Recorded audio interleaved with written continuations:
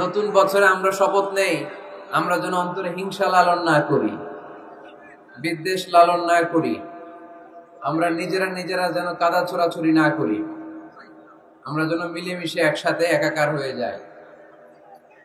আল্লাহ তুমি কবুল করো, আমরা পড়ি আমিন।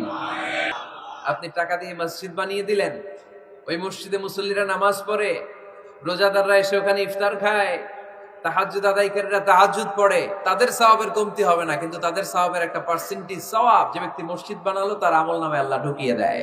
সুবহানাল্লাহ বলতে পারলেন না? 60টা জিনিস মানুষ মরে যাওয়ার পরে তার কবরে পৌঁছতে থাকে। ইন্না মিম্মা ইয়ালহাকুল মুমিন মিন হাসানাতিহি বা'দা মাউতিহি, মানুষ মরে যাওয়ার পরেও যে 60টা জিনিস তার কবরে পৌঁছায় তার মধ্যে একটা হচ্ছে মসজিদান বানাহু, সে যে মসজিদ বানিয়ে গিয়েছে ওই মসজিদের সওয়াব। সুবহানাল্লাহ পড়ে।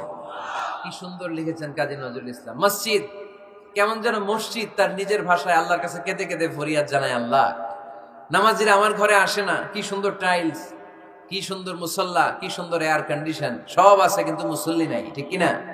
মসজিদগুলো আল্লাহর কাছে ফরিয়াদ জানায়, এজন্য আমরা যেন মসজিদমুখী হই। কি মুখী? কাজী নজরুল ইসলাম খুব সুন্দর করে বলেছেন, মসজিদেরই পাশে আমায় কবর দিও ভাই, ঠিক কিনা? হে নামাজি আমার ঘরে নামাজে পড়ো আজ, দিল মে তোমার চরণ তলে হৃদয় যায় নামাজ। হে নামাজি আমার ঘরে নামাজে পড়ো আজ, দিল মে তোমার চরণ তলে হৃদয় যায় নামাজ। পড়েন আল্লাহু আকবার।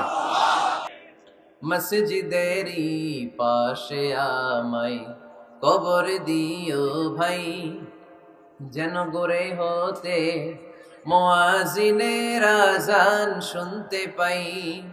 পড়েন সবাই, মসজিদেরই পাশে আমায় কবর দিও ভাই, যেন গড়ে হতেও মুয়াজ্জিনের আযান শুনতে পাই। চিল্লায় পড়তে হবে আমিন। কত মানুষ নামাজি ভাই মসজিদাঙ্গিহীনাতে, আল্লাহর নামের জিকির করে লুকিয়ে গভীর রাতে, আমি তাদের সাথে ওই আল্লাহর নাম জপতে চাই, আল্লাহর নাম জপতে চাই। কি দরদ ছিল আমাদের জাতীয় কবি কাজী নজরুল ইসলামের, মসজিদের পাশে আল্লাহ তুমি আমার কবর দিও। আল্লাহ এই দোয়াটা কবুল করে নিয়েছে, ঠিক কিনা? আপনার কবরের পাশে মসজিদ আছে না নাই? আছে। এজন্য মসজিদের সাথে সম্পর্ক জুড়ে দেওয়া এটা ইমানদারের আলামত, আর মসজিদকে ঘৃণা করা এটা মুনাফিকের আলামত। এজন্য আমরা যেন আমাদের হৃদয়টাকে মসজিদের সাথে জুড়ে দেই, মসজিদের সাথে যেন সুসম্পর্ক থাকে। মসজিদ সবার, মসজিদ নিয়ে দলাদলি নাই। দলাদলি আছে? আমার গোরের পাশে দিয়ে ভাই নামাজি রাহা যাবে। অনেক জায়গায় হানাফি মসজিদ, আহলে হাদিস মসজিদ এরকম আমরা দেখি বা শুনি, এটা ঠিক না। হানাফি মসজিদ বলে কোনো কথা নাই, আহলে হাদিস মসজিদ বলে কোনো কথা নাই। মসজিদ সবার। ছোট্ট খাট্ট বিষয় নিয়ে মসজিদে মারামারি, একজন হাত তোলে আরেকজন তোলে না, কিলাকিলি আছে না নাই? একজন বলে জোরে আমিন, আরেকজন আস্তে আমিন, মারামারি আছে না নাই?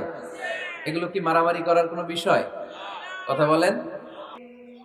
পবিত্র সেই পায়ের ধ্বনি এ বান্দা শুনতে পাবে, গোরা যাব হতে গুনাহগার পাইবে রেহাই, মসজিদেরই পাশে আমায় কবর দিও ভাই। সালাতে ফরজ আছে, ওয়াজিব আছে, সুন্নাহ আছে। খেয়াল করে বুঝবেন, ফরজ যদি নষ্ট হয় সালাত ভঙ্গ হয়, you have to repeat your সালাত। ওয়াজিব নষ্ট হলে সালাত ভঙ্গ হয় না, নতুন করে পড়া লাগে না, সেজদায় সাহু দিলেই সালাত আদায় হয়ে যায়। আর সুন্নাহ নষ্ট হলে নামাজ নষ্টও হয় না, নতুন করে পড়াও লাগে না, সৌ সেজদাও লাগে না, নামাজ আদায় হয়ে যায় সুন্নাহ নষ্ট হলে। এই যে হাত তোলা না তোলা, এটা সুন্নাহ।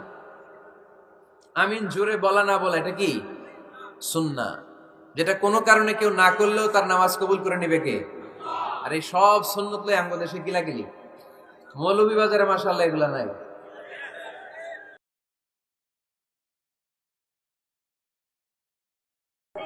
বন্ধুরা, এরকম মিজানুর রহমান আজারি নতুন নতুন ওয়াজ পাওয়ার জন্য চ্যানেলটি সাবস্ক্রাইব করে পাশে থাকুন।